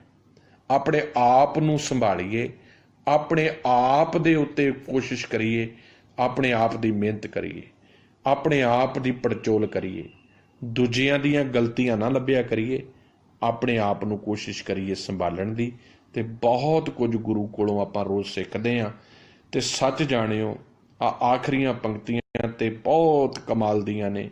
ਸਾਹਿਬ ਕਹਿੰਦੇ ਹੇ ਮੇਰਿਆ ਪਾਤਸ਼ਾਹ ਮੈਂ ਮੁਬਾਰਕ ਹਾਂ, ਮੈਂ ਵੱਡਿਆਂ ਭਾਗਾਂ ਵਾਲਾ ਹਾਂ ਕਿ ਤੇਰੇ ਚਰਨੀ ਲੱਗ ਕੇ ਇਹ ਗੱਲ ਸਮਝ ਪੈ ਗਈ ਹੈ ਤੂੰ ਮਹਾਨ ਆ ਤੇ ਤੂੰ ਮੇਰੇ ਵਰਗੇ ਡੁੱਬਦੇ ਨੂੰ ਇਹਨਾਂ ਵਿਕਾਰਾਂ ਚੋਂ ਬਾਹਰ ਕੱਢ ਕੇ ਗੁਰਮਤਿ ਨਾਲ ਜੋੜ ਦਿੱਤਾ ਹੈ। ਅਰਦਾਸ ਕਰੀਏ ਗੁਰੂ ਜੀ ਦੇ ਚਰਨਾਂ ਦੇ ਵਿੱਚ ਪ੍ਰਵਾਨਗੀ ਹੋ ਜਾਵੇ, ਇਹ ਜੀਵਨ ਗੁਰੂ ਦੇ ਲੇਖੇ ਲੱਗ ਜਾਵੇ, ਕਿਉਂਕਿ ਇਹ ਜਿਹੜਾ ਜੀਵਨ ਆ ਪਤਾ ਨਹੀਂ ਕਦੋਂ ਸਾਥ ਛੱਡ ਜਾਵੇ, ਕਦੋਂ ਇਸ ਸਰੀਰ ਦੇ ਵਿੱਚੋਂ ਸਵਾਸ ਨਿਕਲ ਜਾਣ। ਇਸ ਕਰਕੇ ਨਿਤ ਉਡੀਕ ਦੇ ਵਿੱਚ ਆ, ਉਹਦੇ ਹੁਕਮ ਦੇ ਵਿੱਚ ਆ, ਉਹਦੀ ਰਜ਼ਾ ਦੇ ਵਿੱਚ ਆ। ਕੋਸ਼ਿਸ਼ ਕਰੀਏ ਗੁਰਮਤਿ ਦਾ ਜੀਵਨ ਜਿਉਣ ਦੀ। ਛੱਡ ਦਈਏ ਆ ਨਿੱਕੀਆਂ ਨਿੱਕੀਆਂ ਗੰਦੀਆਂ ਵਿਚਾਰਾਂ, ਕਿਸੇ ਦਾ ਬੁਰਾ ਸੋਚਣਾ, ਕਿਸੇ ਦੇ ਪ੍ਰਤੀ ਨਫ਼ਰਤ ਰੱਖਣੀ। ਦੂਸਰਾ ਸਾਡੇ ਵਾਸਤੇ ਜੋ ਮਰਜ਼ੀ ਕਰੀ ਜਾਵੇ, ਅਸੀਂ ਤੇ ਘੱਟੋ ਘੱਟ ਤਹਈਆ ਕਰੀਏ। ਦੂਜਾ ਸਾਨੂੰ ਦੁਸ਼ਮਣ ਸਮਝੇ, ਵੈਰੀ ਸਮਝੇ, ਇਹ ਉਹਦਾ ਹੀ ਮਤਲਬ ਆ। ਪਰ ਅਸੀਂ ਨਹੀਂ ਭਾਈ ਤੈਨੂੰ ਦੁਸ਼ਮਣ ਸਮਝਦੇ, ਅਸੀਂ ਨਹੀਂ ਤੈਨੂੰ ਵੈਰੀ ਸਮਝਦੇ। ਅਸੀਂ ਤੇ ਤੇਰਾ ਭਲਾ ਹੀ ਕਰਾਂਗੇ, ਤੇਰਾ ਪ੍ਰੇਮ ਹੀ ਤੇਰੇ ਨਾਲ ਕਰਾਂਗੇ, ਕਿਉਂਕਿ ਸਾਡੇ ਗੁਰੂ ਨੇ ਸਾਨੂੰ ਇਹ ਸਿਖਾਇਆ ਹੈ ਕਿ ਭਾਈ ਬੁਰੇ ਦਾ ਭਲਾ ਕਰ, ਗੁੱਸਾ ਮਨ ਨਾ ਹੰਡਾਏ, ਦੇਹੀ ਰੋਗ ਨਾ ਲੱਗਈ, ਪੱਲੇ ਸਭ ਕਿਛ ਪਾਏ। ਸਭ ਕਹਿੰਦੇ ਬੁਰੇ ਦਾ ਵੀ ਚੰਗਾ ਹੀ ਸੋਚਿਆ ਕਰ। ਇਹ ਸਿਧਾਂਤ ਕੇਵਲ ਸਿੱਖ ਦੇ ਕੋਲ ਹੀ ਹੈ। ਇਹ ਗੁਣ ਸਿੱਖ ਨੂੰ ਗੁਰੂ ਜੀ ਨੇ ਸਿਖਾਇਆ ਹੈ।